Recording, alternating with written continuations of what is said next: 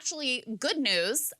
So giant drug maker Eli Lilly announced that they are going to cap the price of insulin. Now, there are a few caveats that I'll get to in a moment. But first, let me play for you the CEO of that company announcing the change.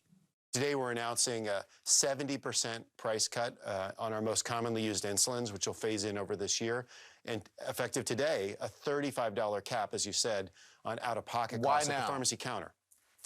Yeah, so this is a culmination of about 7 years of work we've been doing to reduce the price of our insulins, launching our own, a generic to our own best-selling brand.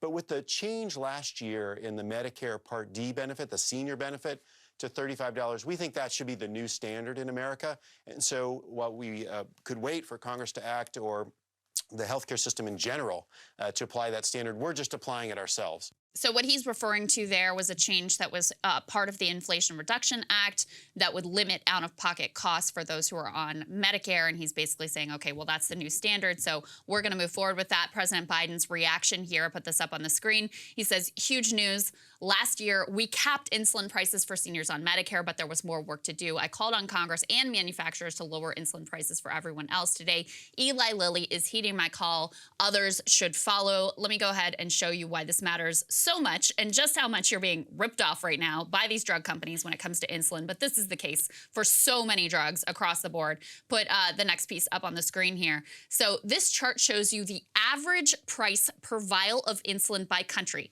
Here in the U.S., it's damn near $100. The next highest, Japan at $14. So still way less than the 35 that they're moving it down to. Of course, 35 is a huge improvement over the $100 that it is basically now. In Canada, just across the border, is $12. Germany, $11. France, $9. UK, $7.50. And in Australia, $7. So this is, again, not just insulin. Every drug is like, we pay so much more for prescription drugs than every other country in the world. They use you and our healthcare system like their piggy bank. This is where they make the overwhelming majority of their profits. All right, let's go ahead and put this next piece up on the screen, which gives you some of the caveats here, because I think myself, you, everyone is sort of like, what's their play? Like, because what's going on? I know you're not just doing this out of the goodness of your heart. Here's the New York Times article. They say Eli Lilly says it will cut the price of insulin. The company also trumpeted an existing policy that caps monthly out-of-pocket costs for its life-saving products at $35. They go on to report that their moves are somewhat limited.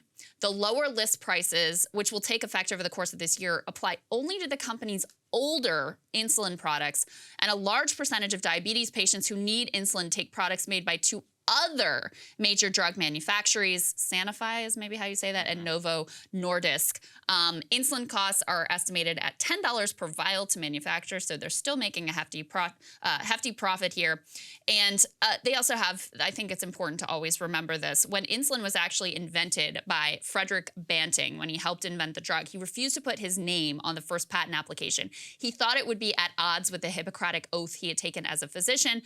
The two scientists whose names were on the patent application transferred it to the University of Toronto for $1 in hopes of making it as widely available and affordable as possible. That, of course, has not happened. They say in recent years, the leading insulin manufacturers, including Lilly, have replaced older products with newer, costlier versions and steadily increased their prices. So, catch here is most patients are using other products from other companies, number one. Number two, it only applies to the older versions of insulin that Eli Lilly themselves offer. And so if I had to guess, you know, they like the brand play, they like the halo that they get from making this big announcement on cable news and all of the coverage. They're hoping to eat into some of the market share of those other companies, and ultimately they still can make a hefty profit on this even at the $35 price point, which again is still more than what everybody in other countries gets charged for this. That's why the Inflation Reduction Act thing was so stupid. It's because we're only capping it for seniors who are on Medicare. And look, I'm not saying that it's a bad thing. I think that's great. But, you know, a lot of people also have diabetes who are not on Medicare. So, you know, I actually just saw the numbers. 1 in 10 Americans have diabetes. About a third are pre-diabetic. You're myself included, by the way, working on that. If you are too, Godspeed to you. I know that it's going to be a difficult journey. Now, the point is, though, is that this drug is vitally important for those 1/10 Americans, and many have died and or can go bankrupt simply because of insulin management. Now, if you have good health care, that's one thing, but if you don't, this is a genuine, like, this will not only save your life, think about also the type 1 diabetics. That's a whole other story, you know, with people who actually produce no insulin. This is 100% something they rely on, and many of them who come from disadvantaged backgrounds have long had problems here. Another problem also that I've talked about ad nauseum is the rebates with the drug companies. So one of the fakeries here is that you will have a child or a family member who's got diabetes, and then you have an X amount of spend that you're allowed to spend on drugs. And so with these costs, like, you're going there, you're paying this fake thing, and it comes out of the amount of money you need to spend on prescription drugs. And the price inflation negotiated between the drug companies and the pharmaceutical companies is such that it's much higher than you would have paid if you just paid out of pocket. That's the nuts part of it, because then let's say that this person with diabetes, who probably statistically has obesity or, you know, some other underlying health condition, if then they need more drugs, then a lot of it is already come out of the pre-spend that they're allowed to have on drugs. And next thing you know, you're in full-blown medical bankruptcy. And what did you just do your monologue on? One of the biggest reasons why people have low credit scores in the South, which deprives you of a hell of a lot in American life, is medical bankruptcy, medical debt. Medical debt is now the #1 source of debt held by collections. So debt that is behind. That's crazy. It's the #1 driver of bankruptcies is medical debt.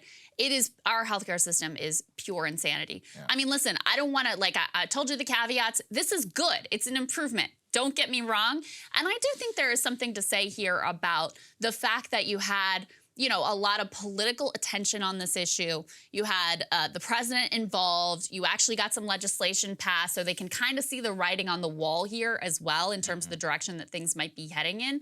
And so they decided, all right, we'll just take the hit and get a little bit of a halo and some PR out of it. So it just shows you when the president actually does use his bully pulpit, when Congress actually does take some actions, it can force industry to at least do a little bit to make people's lives better as well. And so I think that's an important piece of this ultimately too. Yeah, no, I think it's important. And I think people should take away from this that it's just, you know, the fact is this is mostly PR. Most people are going to have to pay a hell of a lot more for insulin than they should. Yeah, and even at $35, they're still making a massive, massive profit off of all of us. Hey guys, ready or not, 2024 is fully upon us now, and Saagar and I have been brainstorming ways that we can really up our game for this critical election. Yeah, we rely on our premium subs to expand our coverage, to add staff, to upgrade the studio. We just want to give you the best independent coverage of this election, which is possible. So if you can help us out, become a premium subscriber today, breakingpoints.com, or the link is down here in the description video. It really means the world to us, and if you like what we're all about, this is the best possible way to keep us 100% independent, working only for you.